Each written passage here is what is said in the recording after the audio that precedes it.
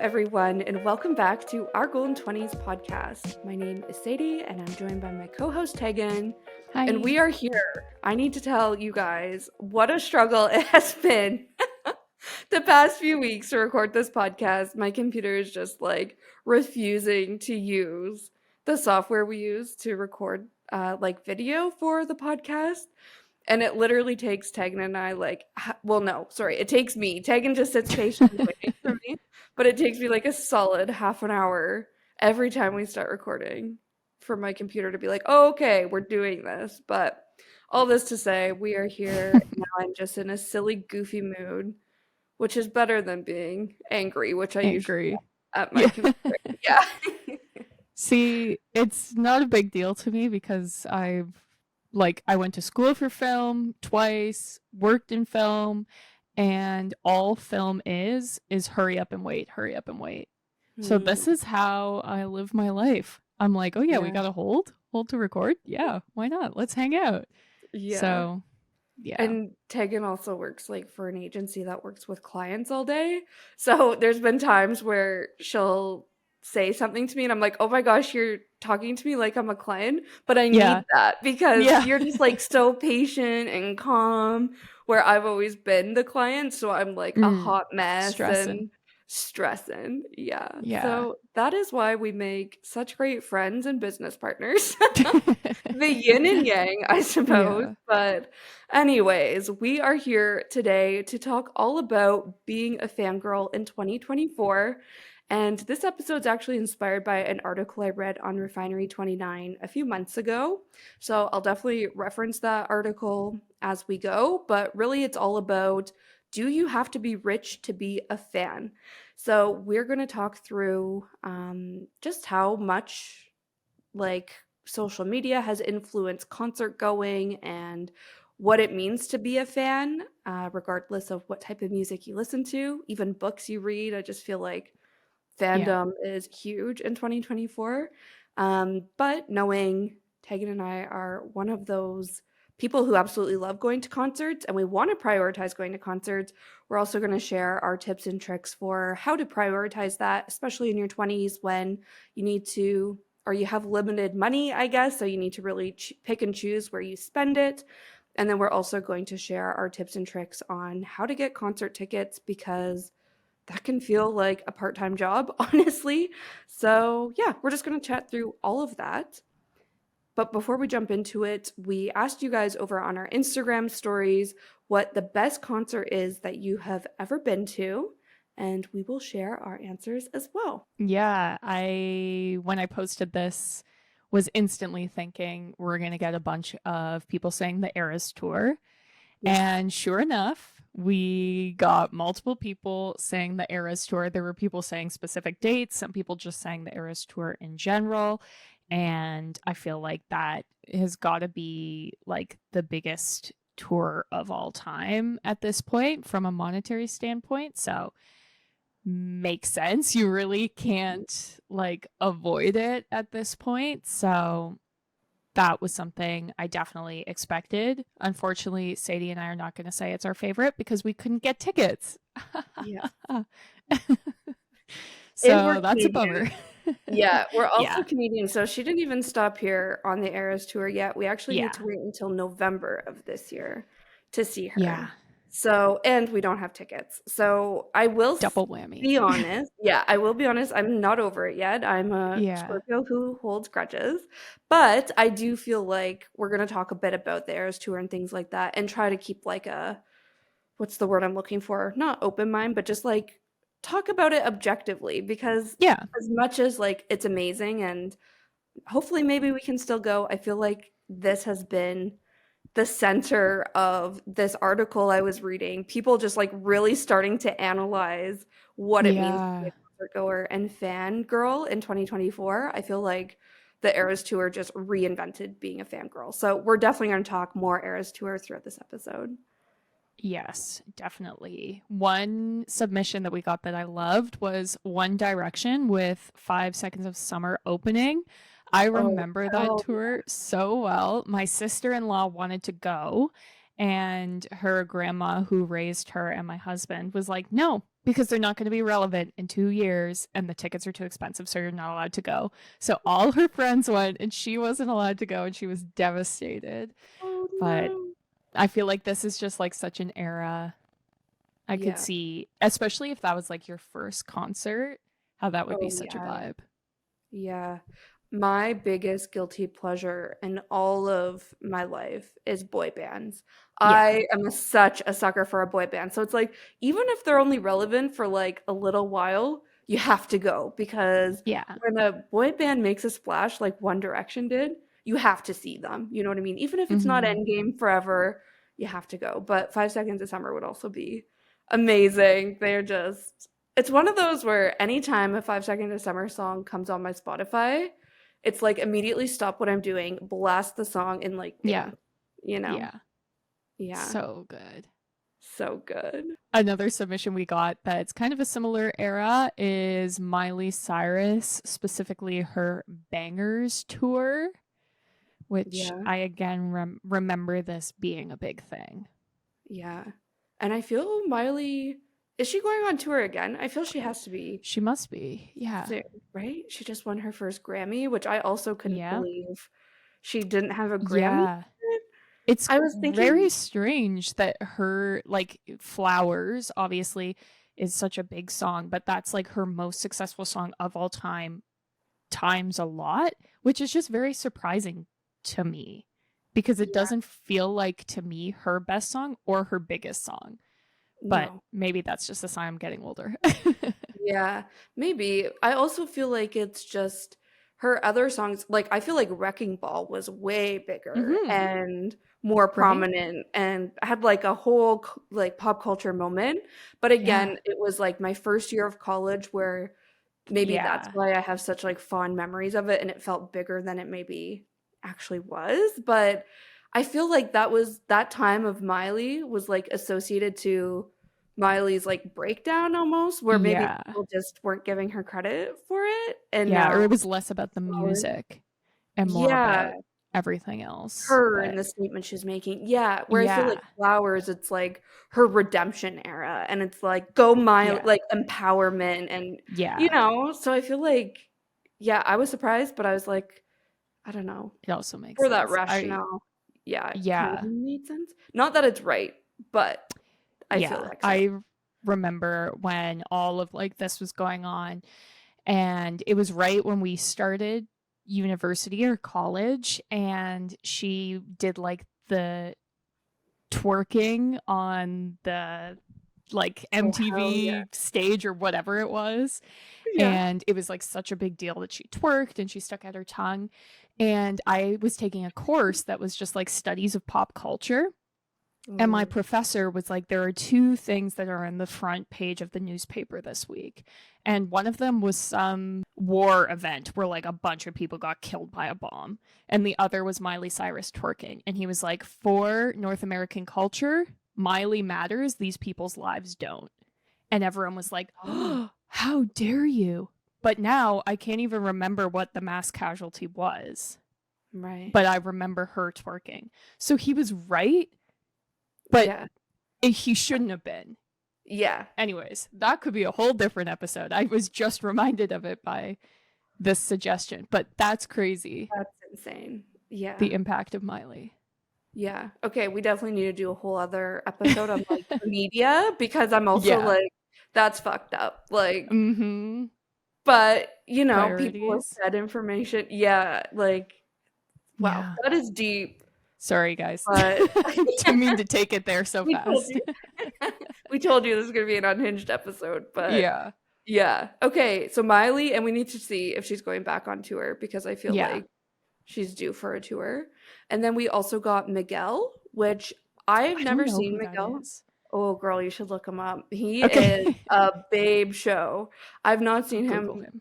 live before, but I can imagine this being a great concert, Ooh, yeah, he's cute. I've never right? even heard of I him feel it's because different type of music than you listen to, yeah, interesting. Yeah, but I I'll haven't send even you heard some of any songs. of these songs, but Maybe if you listen, like heard one, you'd be like, oh, okay.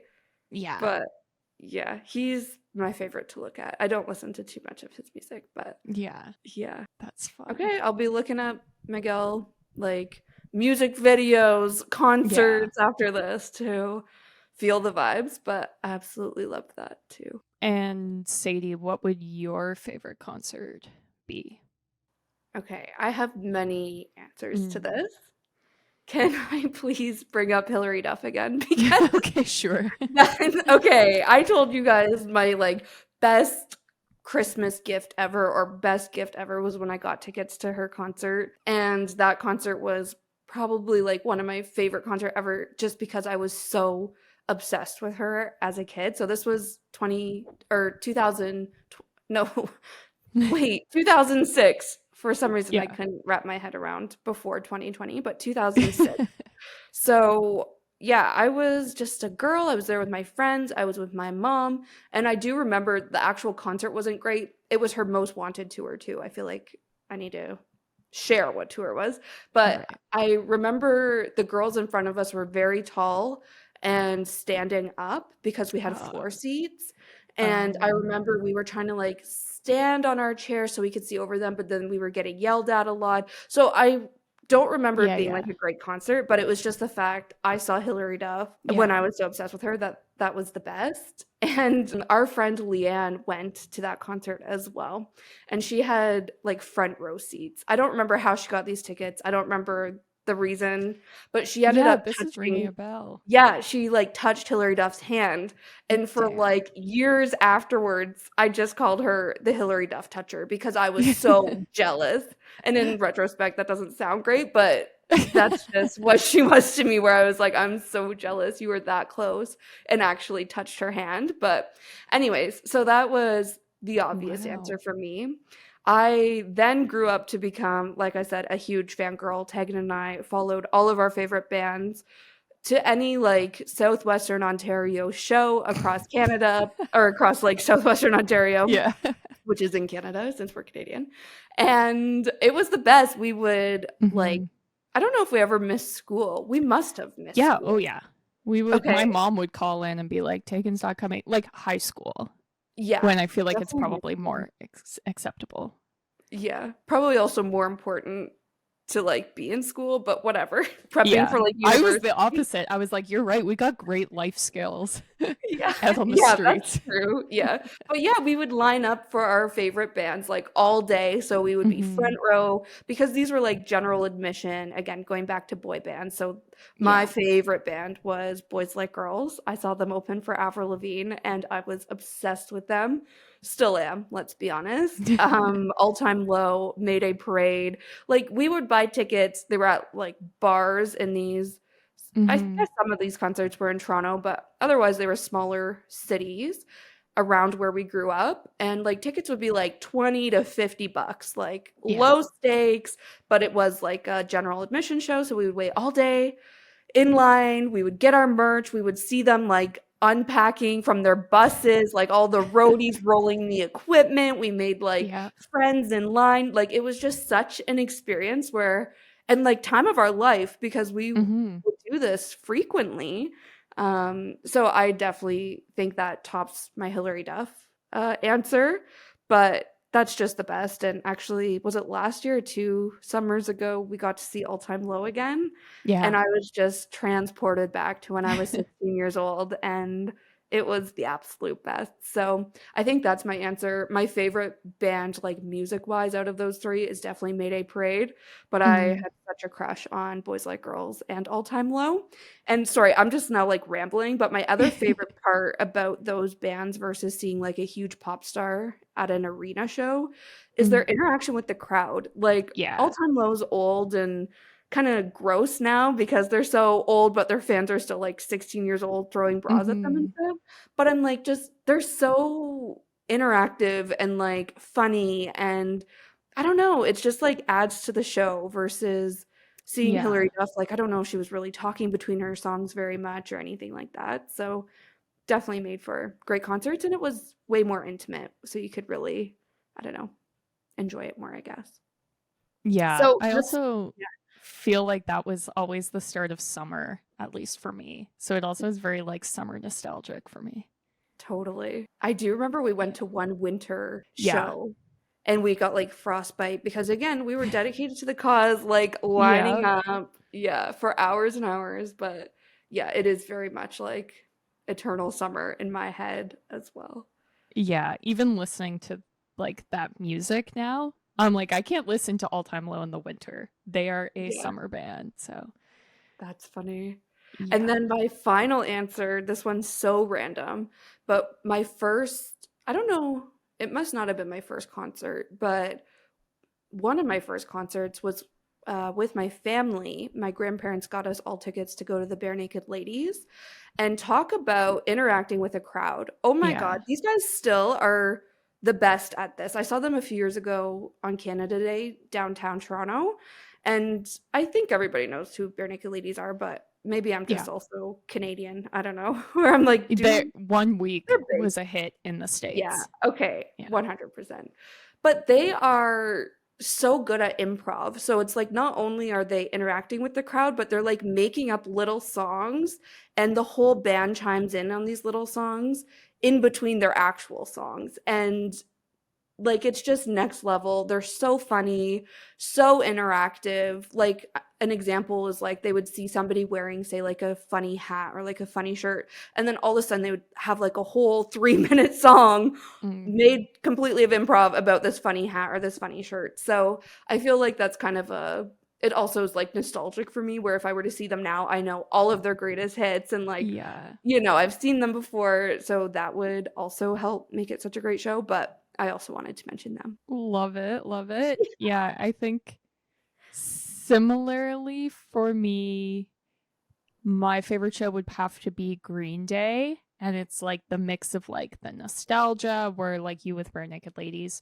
I know all their songs and Yeah. can sing along, but they also are really good at like the crowd work. Every show I've been at, they've had multiple times where they like bring little kids on stage and like teach them how to play guitar or teach them how to crowd surf. And it's just like very interactive. I just feel like they've been famous for so long and playing big stadiums that they know how to like work the big stadiums, Mm. which like I've seen a lot of bands. Like I saw Fall Out Boy, I've seen them in a club and I've seen them at a big stadium. And I personally don't think they can really make the transition into the big stadium world where like Green Day could. It felt like Right. they were performing. I mean, and I have only seen them when Billy Joel has been sober. And so I've heard that that improved the show a lot, but I love Green Day. I've seen them, I think, 3 times, and I would see them over and over and over again. Yeah, I can't wait to see them at Osheaga this year. Yeah. I'm very interested to hear what their like festival vibe is like. Yeah, I will report back. Yeah. Fun. I love it. Amazing. Well, those were probably the most random answers Yeah. we could have given, but that's our truth, you guys. So, anyways, transitioning now into the main part of this episode. Like I said, we were inspired by an article from Refinery 29, and the article was called, did I already say this? I don't know, but the financial toll of fan culture. Do you have to be rich to be a fan? Mm. And why I love this article so much, again, it came out after the Eras Tour phenomenon. Mhm. And there was another article I read at the same time, and I can't find it, but it broke down like 3 to 5 different fans how much they spent on their Eras Tour concert experience. And people were spending like upwards of $20,000 on one night, three Mm. hours with Taylor Swift. And Mhm. before the Swifties come for me, I'm like, I understand that you can be a huge fan, but it's just like $20,000 is a lot of freaking money, and Yeah. especially with the cost of living as high as it is right now, the economy like it is, job security not being great in a recession, like it's just like that's even more money than it typically would be. So I was seeing a whole bunch of these articles and I was so fascinated by it because as somebody who I feel like I am quite business minded. I'm definitely a marketing minded person. I'm like, there is a secret sauce here for essentially like celebrities like telling their fans that this experience is worth this much money, and fans Yeah. saying, I know it is, so I'm willing to spend it. But part of it still rubbed me the wrong way, where it was like, but this has become so normalized, where all of a sudden it's like, oh, you only spent like $2,000 on your Taylor Swift tickets. Well, I spent Hmm. $10,000 and I traveled halfway across the world, and all of a sudden it's like you didn't spend enough because Yeah. you're not a big enough fan because you didn't spend enough or something like that. And it's just like so absolutely crazy and mind-boggling to me. So this episode's just for me to rant out my thoughts and feelings a little bit. But the article too, it was brought up so many great points. One of them being how the whole fangirl fandom culture has really exploded since TikTok. And Hmm. that's got to be true, because I think back to when we went to Harry Styles 2, 3 years ago.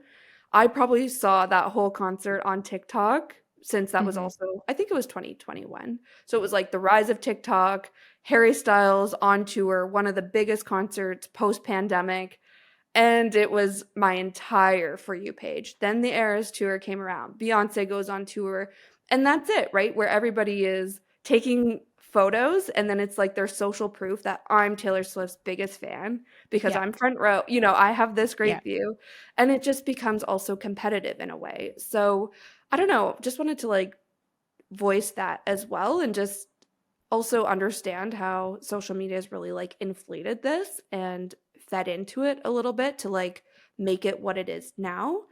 And then obviously places like Ticketmaster, everybody getting their cut of that as Yeah. well.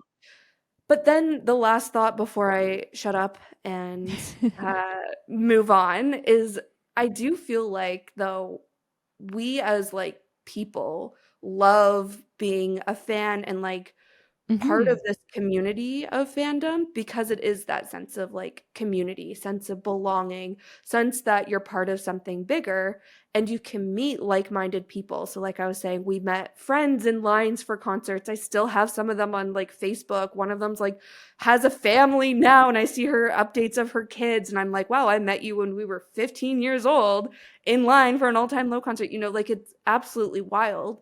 But it's that sense of community that makes it feel worth it and why people do this. So as much as I'm like shitting on spending so much money, I'm like, I also understand. So I don't know, maybe that's like a weird way to start this episode, but I just, like I said, had to vocalize my thoughts and feelings. Yeah, no, I totally agree. And I think that this like fandom has always been there.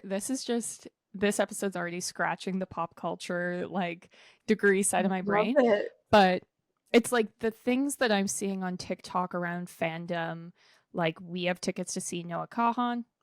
Is that how you say his name? Kahan? But anyways, we have Obviously. tickets to see him Yeah. and I'm seeing like people talk about this new song's out, analyzing the lyrics. Here's a new picture of him. Here's the set list. And it's the same type of cult or content that I feel like we were consuming on Tumblr for Oh All yeah. Time Low back in the day. It's just that it used to be the counterculture then, where now to be that engaged in the fandom is the mainstream, which is very Mhm. weird. Like it used to be like if you were analyzing the music that deeply and you're looking for Easter eggs in Taylor Swift's album liners, like you were kind of weird. You were not the cool popular kid. You were a part of the counterculture. But now, because of the way that we've globalized and because trends are changing so quickly, it's like there's no more counterculture or mainstream. Every niche becomes not a niche. Yeah. And it's just very, very weird to me. And it's all obviously rooted in like consumerism and capitalism. As soon as it becomes mainstream, it's like, oh, I need to spend more money to be a bigger Taylor Swift fan. Done. I'll spend the money.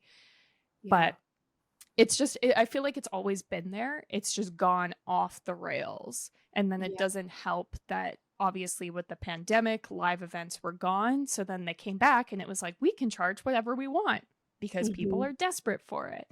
And so I am well aware that it is very, very expensive to attend concerts. It is significantly more expensive to attend concerts than when I was younger, especially compared to like when my mom was buying concert tickets in her Yeah. teenage years.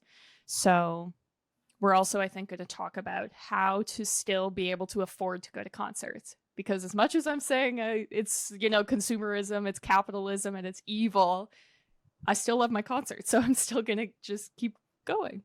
Yeah, 100%. I think this article, before we move on, it ended on such an interesting point, and I'm going to quote it directly. But it says it's up to us as fans to stop equating fandom with owning stuff and instead Mm-hmm. value the experiences and connections made in and out of arenas and stadiums. So essentially, again, just because you spent X amount of dollars on a concert ticket doesn't make you a bigger fan than somebody Yeah. who spent less, or going to the concert doesn't make you more of a fan than people who didn't go to the concert because they can't afford the tickets or because she didn't come to your country. Mm-hmm. Sorry, last dig at the Eras Tour, but you know what I mean? Like, I think it's just such interesting perspective to have where it's like, yes, this culture exists, and like you're saying, Tig, it always has existed, but it's also Mm-hmm. in the sense that it's growing and spiraling out of control, but it's also how we perceive it and like feed into that energy? So just food for thought. I don't know. I found it interesting. Yeah, 100%. And I think like we are going to go into more of a breakdown of all of the expenses that go into like attending concerts in 2024 because it's a whole big event now where I Yeah. feel like it didn't really used to be. But I think we can start by talking about how we prioritize attending concerts and how we make sure that we have the money to do that and how we save because both of us attend multiple concerts a year and we both love it. We love the Yeah. live music, but it is expensive. And I think one big thing for me is to decide a budget, save towards that budget, and then not break it. So, like for the Eras tour, she has announced she's coming to Canada. We didn't get tickets. We 100% could just buy like secondhand, whatever Resale the word is. tickets. Yeah, Yeah, resale. resale tickets. It would cost us $1,500, but we could do it no problem. But that is above my decided Taylor Swift budget, and I just have to be okay with that because I also find that this industry really thrives on the fear of missing out. Mhm. And if you feed into that, it's like, yeah, it's the Eras tour today, but it's going to be something else next time. And so you sometimes just have to set the budgetary boundaries with yourself and be okay with it if it means that you're not going to be able to be at that show. Yeah. I think the biggest thing for me on this was also setting my budget based off my personal finances and not Yeah. based off of other people's experiences. So Mm-hmm. when I heard Taylor Swift was coming to Canada and I saw resale tickets $2,000, I was like, that's a steal. Like, absolutely, Mm. that sounds great.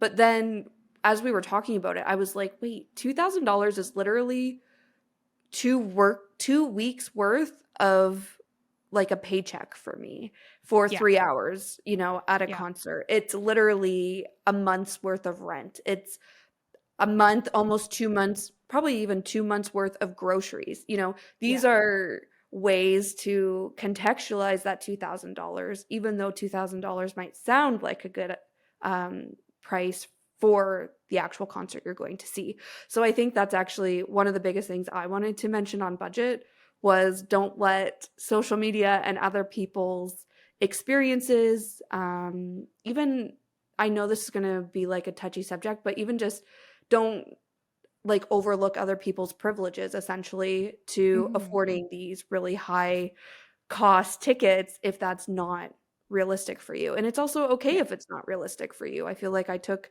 shame in that being like, no, I want to look like I want to go to this concert. I want people to Mm-hmm. know I was there and that's like priceless. But it's like as much as I think that it definitely isn't worth the financial stress. So something to keep in mind.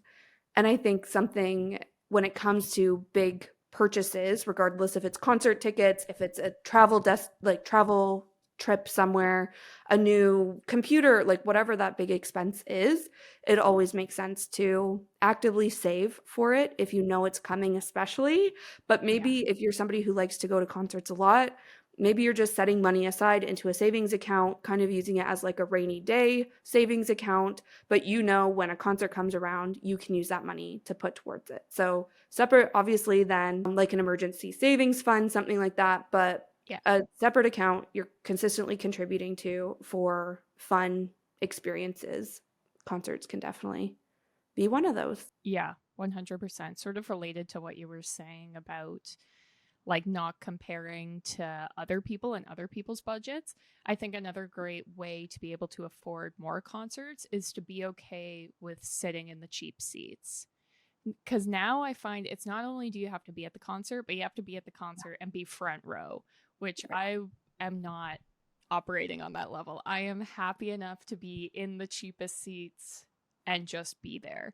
I also think seeing smaller artists can be obviously a great way to be seeing the live music, being a part of the fandom without breaking the budget. And we have like really small artists that come through Toronto multiple times, and tickets are like 25 bucks, 30 bucks. So if you're especially in the States, you're even better than us. You're getting these Yeah. shows way more. So something to consider. I also think trying to take down your spending when you're at the concert can really help. So it's like I'd rather see two concerts than see one concert where I sat front row, bought a hoodie, and had 5 drinks. Like Yeah. I'd rather be budgeting when I'm there and be going to two different events. And I get that that's going to be different for every single person. Some people are like, I want to go all out for this one, and that's what I'm spending my money on. But I'm all about the quantity over quality. So that's something that I keep in mind also. I also think if you're trying to save money on concert tickets, you have to commit early and buy them the day they go on sale. If you are buying from resellers, you are paying above face value and you're losing money. Mm-hmm. So if you want to be committed to being a fan, you've got to be committed. If you're hemming and hawing, sometimes you can get deals, especially like the day of. But Yeah. if you're like not on the ball, not getting the pre sale, missing the day they go on sale, a lot of times you're paying more. Totally. Yeah, I was gonna say I will counter this with the whole last minute tickets Yeah. later in this episode, but I think that is totally a like fair point. The last thing in this category I wanted to mention is also looking into festivals. So I've never gone Yeah. to a music festival before. Like I mentioned earlier, I'm going to Osheaga for the first time this year, which is in Montreal. And I might come back after that and be like, just kidding, never go to a music festival ever. But why I'm saying this is because music festivals used to be so expensive in my head, Mhm. like so expensive because they're a multi-day event. You know, it's Yeah. oftentimes travels required, accommodations, whatever.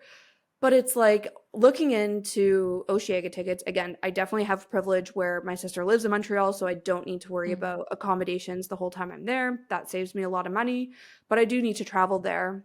But looking at like tickets for the whole weekend, it's pretty much what we paid to see Harry Styles for one night, you know, but I'm Mhm. seeing so many more bands and bands that I'm actually really excited to see. I'm seeing frickin' Green Day for the first time. Like I'm seeing Mhm. Noah Kahan again. So it's like, I don't know, it could be a interesting route to take, especially somebody like Noah Kahan, Hosier, who are like headlining all the festivals this year. Could be a good time to either get that bucket list item checked off your list of going to a music festival, but also a more economical way of seeing all your favorite artists. Yeah, definitely. I'm a festival gal. I've been to a couple, and festivals can also be a really great way to learn about those smaller artists. Like some of my Yeah. favorite small shows I saw because I saw the band first at a festival Yes. playing at like 2 p.m. on a Saturday. Yeah. I actually have been to a music festival because I found one of my favorite bands the exact same way, but it Yeah, wasn't like a multi-day festival where that's why right. my brain was like, no, it's not a Doesn't festival. count. Yeah. But yeah, that's so funny. I totally forgot. That's how I discovered that band, which I'll tell you guys is called the Franklin Electric. People are like, "Okay, what is the band?" Yeah. That's what they're called. They're Gatekeep. so cute. Yeah, they're cute, but they're like very sad and depressing. So if Yeah. that's your kind of That's the music, check vibe. them out. But yeah. Okay, so those were our tips for how to prioritize like going to concerts and just trying to make responsible decisions, knowing we want to do this, but it obviously is a big financial commitment. So now we want to share our tips on how to get tickets. I feel like, again, having privileges really comes in clutch here in the sense that Tegan and I have a connection at one of the bigger arenas in Toronto where they can often hook us up with tickets. And Mhm. especially if it's a show not many people are wanting to go to, which for some reason, that's how we got our Harry Styles tickets, where I was like, why does nobody want to go? But Yeah. I guess just that demographic didn't want to go. But like those are face value. You don't need to be in queues competing with other people for it. Obviously, this is hard to control, like if you have a connection, use it is essentially what I'm Yeah. saying. But it could also be, ask your friends and family. Maybe there's corporate perks. Maybe you get perks through your Amex or like credit cards, something like that. Like just keep an eye out because unfortunately, this is the easiest and most cost effective way to get tickets if you do have a connection. Yeah, 100%. Some of the biggest shows that I've been to, I got the tickets through someone because I've heard, and this could be fake, but I've heard something like 30% of Ticketmaster tickets are not put on public sale. And this was before COVID, so it might be an even bigger number now, but it's like they're held back for radio show giveaways. They're held back for like corporate tickets, for whatever it is, for guests of the band. And so it's like you're not only competing to buy tickets against other fans, but against like the corporate overlords. So it's definitely something to keep in mind. I think another great way to try and get tickets, like I have a lot of people who are like, how do you get tickets to all these concerts? And I'm like, I register for the pre-sale and I'm on the pre-sale 15 minutes before 10 and I hang Mhm. out in the queue and then I get my tickets. Like it seems complicated, but it's really not. So if there's a show that you really want to go to, register for the pre-sale as early as you can, as often as you can. Now there are things like the Spotify pre-sale, which I really love. There are fan clubs like Neil Young, his pre-sale, you had to be a part of his fan club, that sort of thing. There are ones like for Taylor Swift here in Canada. If you were a RBC banking member, you got your own pre-sale. I know Amex has pre-sales. So things like that. Anytime you get to purchase your tickets earlier than general is good. It helps your chances. The other thing I was going to say is sometimes if the pre-sale code is a word, you can guess it quite easily, especially when it comes to festivals where there's lots of bands. I find that festivals tend to keep their pre-sale codes super super simple, and then you can sometimes guess them like based on the poster design or that sort of thing. And so I've had that happen once before and I was like, yes, I'm tapped in. But I did just want to mention that because that's a sneaky way to sometimes get some really great seats. Yeah, I feel like that's testing karma. Yeah. I'd be like, I'm waiting for the other shoe to drop. Are these legit? Yeah. That's so funny. I'm so enraged though with just how like your point around how many tickets don't go on sale for I public because know. it's like corporate or Yeah, yeah. I like the whole like radio show and things like that, but oh, it annoys me so much. It's so shitty. But yes, I also agree with the pre-sales. Obviously, there is like a bit of luck, I guess, needed for Yeah. that, but I think to better your chances, some people might not agree this betters your chances since it also inserts more people into the pool, but get your friends and family to sign up for pre-sale codes too. For Yeah. instance, Tegan was going, or she really wanted to go to Tyler Childers Yeah. and was like, "Will you enter the pre-sale for me?" I was like, "Absolutely." I ended up getting a code. You guys got a Yeah. code anyway, but it was like, had they not gotten a code, we had the backup in place. That's how we went to Beyonce was somehow like luck struck me that day and I got the pre-sale code. So it really sucks. Oh, sorry. The other thing I was going to say that enrages me, since I'm on a ranty rage in this episode, is how Ticketmaster also sells out shows through the pre-sales. So if you're not Yeah. entering for pre-sales because you're like, oh, that sounds way too stressful, my chances aren't that good, I'll just get them when they go on public sale. You guys, literally for Avril Lavigne, okay, not the biggest celebrity in 2024, but she's going on her greatest hits tour, which I guess did pique a lot of people's interest. The show completely sold out before it even went on sale. And obviously, that was part of the drama around the Eras tour. And this is Yeah. a common problem.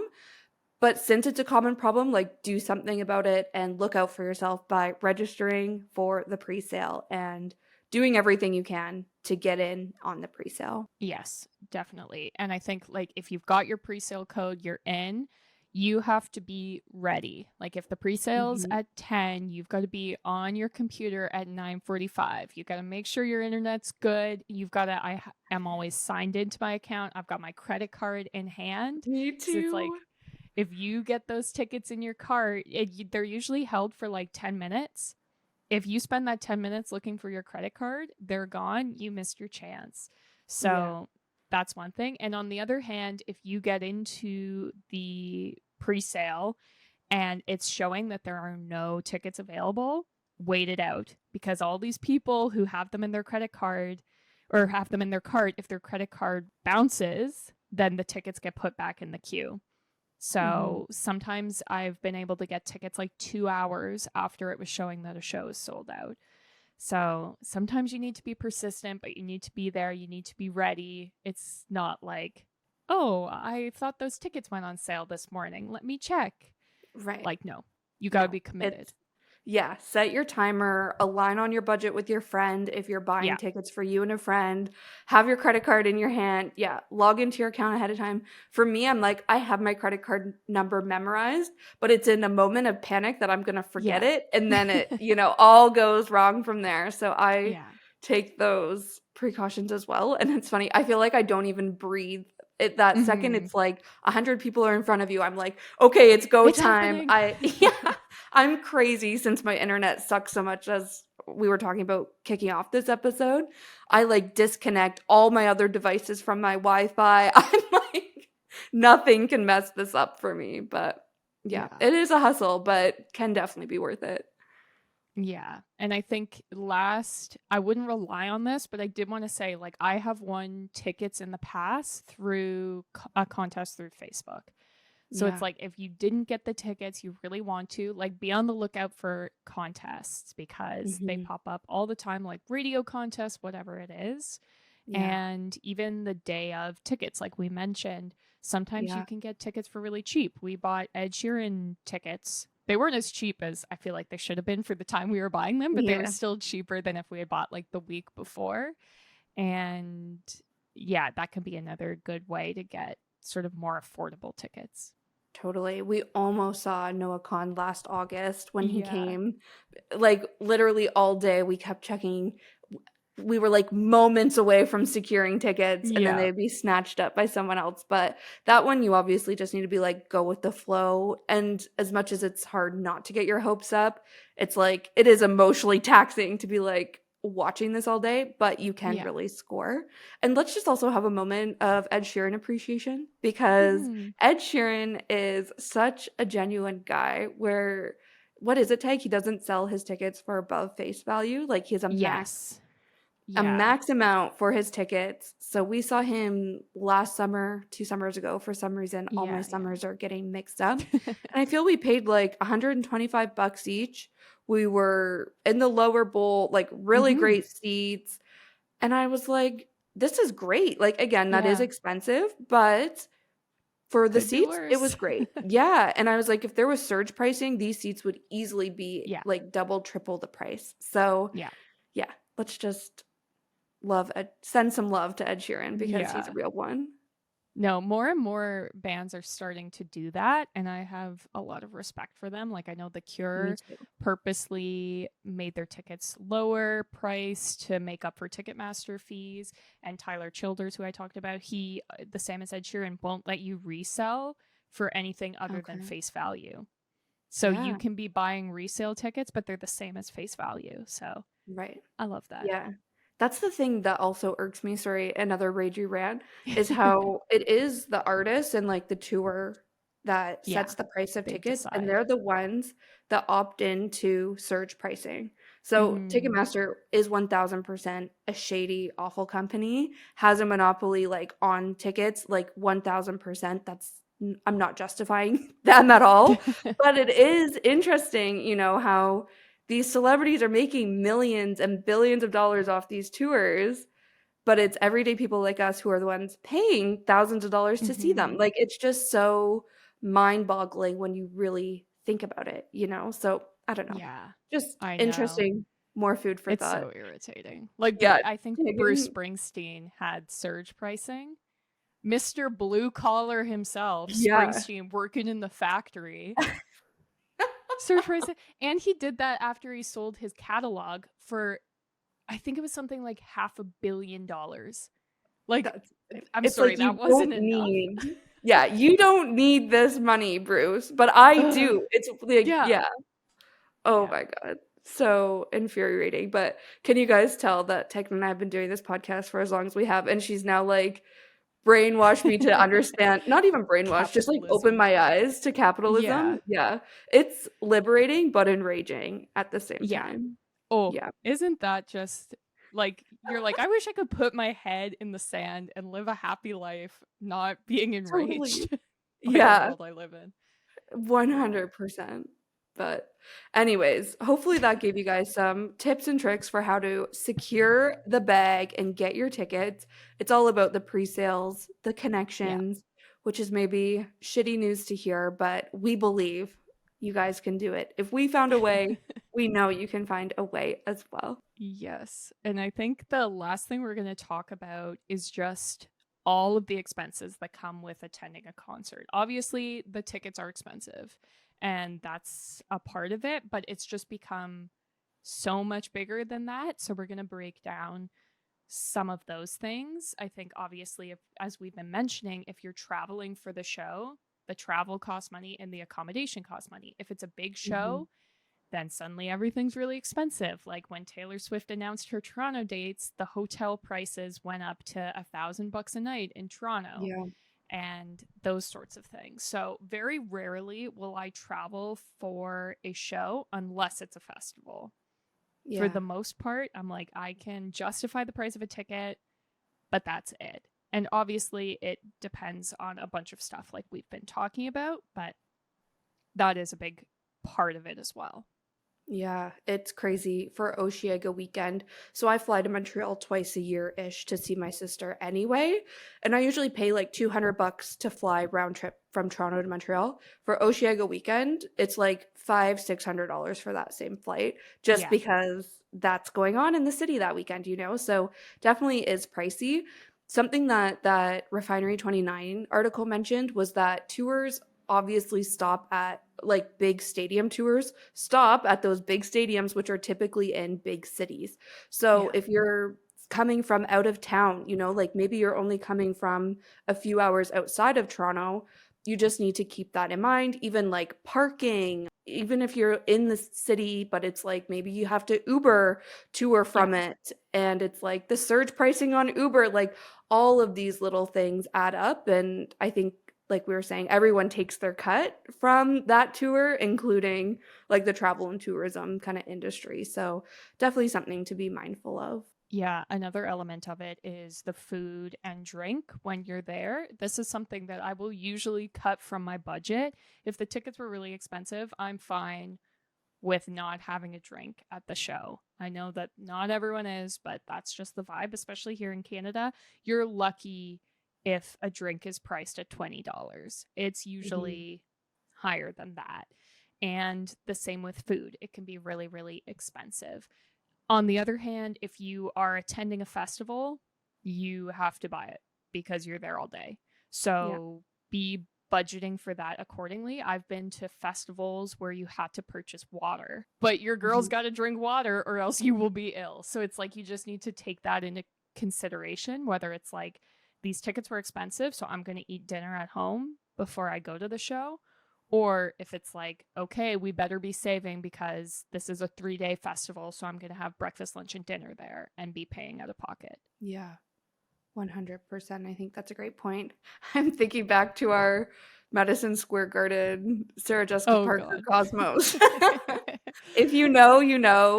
If you don't know, go listen to our New York recap episode because that's just so funny. But those Cosmos were like easily $20 to $25. Yeah, US, which to Yeah. us, that's Yeah, it would be crazy. like $30, $35, but so Yeah. funny. Yeah, Yeah. I think the other big thing can be expensive, but it doesn't have to be expensive, is also the outfit that you wear to the show. So this is another thing where I'm like, I feel social media has just like blown this up, but it's like Yeah. not only are you going to the tour or the concert, you also need to like dress to show you're the number one fan. You know, like you need a Hmm. DIY costume, you need it to be on theme for the tour. And I'm not gonna lie, I am definitely guilty of this. When we saw Beyonce last year, Tegan and I had our sparkly cowboy hats. I bought a shirt that was way too expensive for what it is. It's like a mesh rhinestone shirt, and I'm pretty sure I paid like over $100 for it. I don't know if I'll ever wear it again. Like in the moment, I knew it was an irresponsible decision, but I was like, but I'm seeing Beyonce. Like, it's worth it. In Yeah. retrospect, though, it's like, but is it worth it? Like I could have just worn a regular black tank top from my closet and it would have had the same effect. So, all this to say, this is something you can definitely play into. But if you are planning on making an outfit, buying a special outfit for this concert, factor that into your budget. Yes, 100%. I feel like you don't need to buy a new outfit for every show you go to, obviously. But I do think if you are attending an outdoor show or a festival, dress appropriately.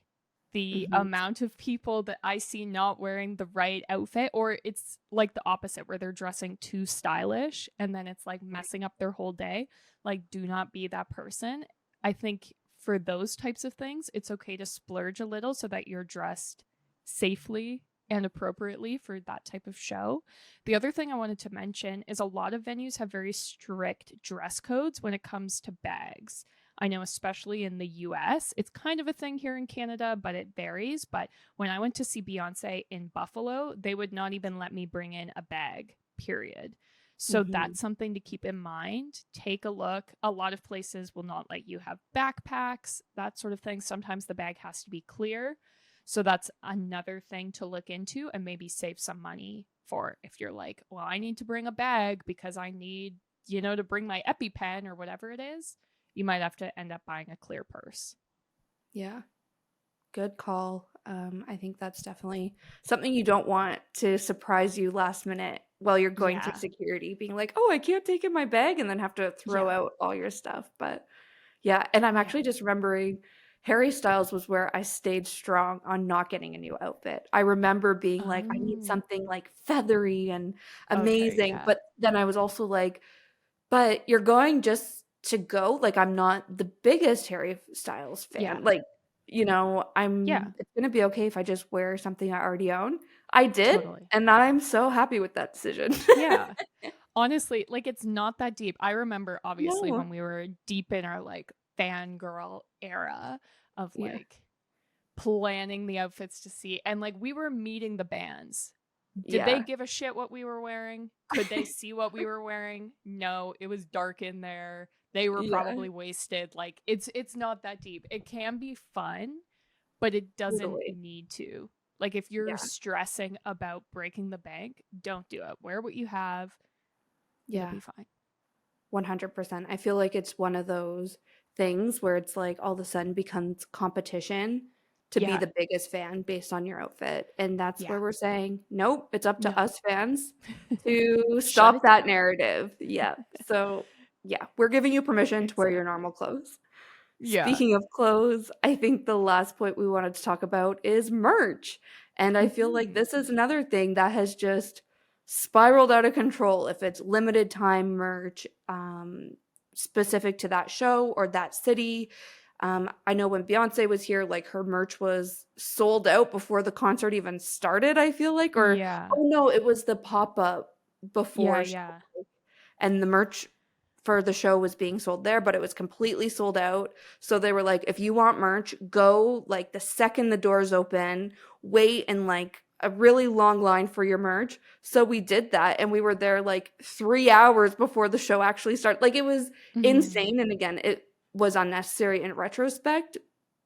But if you're somebody who values merch, like, take that into price consideration when you're setting your budget, because it is pricey, but also into your like time management planning as well for the day, because these merch lines can be really long, and sometimes you're left with weird sizes that don't even fit you, but you're like just buying it for like the memories, you know? So I don't know, just another little pulse check on the merch. Yeah, definitely. And merch can be one of the best ways to show your support for the band, especially smaller bands. But nowadays, Ticketmaster, here they come again, they take a percentage of merch sales, which then means that all the bands have to bump up the price of all the merch to offset that money lost. So, oh, my blood is boiling. I know. Ticketmaster, you guys. But so that's just something to keep in mind. Even over COVID, I've found that the price of merch has gone way up. I remember when I saw Rihanna in like 2009, she was selling a shirt for $60. And I was like, I cannot believe that. Now, if you see a shirt for $60 at sale at a concert, you're like, wow, what a steal. Let me get two. Yeah, the times have definitely changed, but that's something to keep in mind. But you don't have to buy the merch. It's all good. Just being there can be the memories enough. Totally. And times have changed. Like when we were going to shows, a lot of time you could only get merch if you went to the shows. Like that was the only way. They didn't have online stores, or if they did, they weren't shipping to Canada. Times have changed. I can buy a Taylor Swift Eras shirt and pretend I went. So if that's something important to you, definitely do your research beforehand. See if the merch that you want is cheaper online or whatever it might be. And if it's something like you can only get it at the show, then budget accordingly. 100%. Again, I have my Beyonce shirt. I think I wore it the day after the show, and that's it. Yeah, I will very rarely buy shirts. Yeah, I did buy the Harry Styles tote. This is the other thing, where you don't need to buy shirts. Buy like the cheaper items, like the tote bag, the stickers, whatever it is. Yeah. I use my Harry Styles tote all the time, and it's so funny because there'll be girls, especially if I'm in a mall, girls will be like, Harry Styles! And I'm like, yeah! Like, again, that sense of community, it's nice, but yeah, a little aggressive, but also nice. Most of the time I'm like, wait, what? Then I see we have matching tote bags or something, but so funny. Yeah. Well, there I we think go. that was everything we wanted to say. What did you we better hit cut on? me off. Capitalism. Oh, we hate Ticketmaster. Taylor Swift pissed us off, but we're still fans. All the good things. So we should leave it there before we say something really bad and get canceled. Yeah, exactly. Well, that's everything for this week. We put out episodes on Tuesdays, so if you like to hear us rant about how capitalism is bad, make sure you're subscribed to us so that you see when those new episodes drop. In between that, you can follow us on social media. We're at Our Golden 20s on all the platforms, and we have all the links in the show notes of this episode. And I think this week we're going to share some throwback photos of us being the OG fangirls. So definitely stay tuned for that excitement. And we also have a Patreon page, which is the best way to show your support for the podcast. And we put out the episodes there early and ad-free. So definitely check that out. I think that's everything for this week. Thanks for listening. See you next Tuesday. Bye.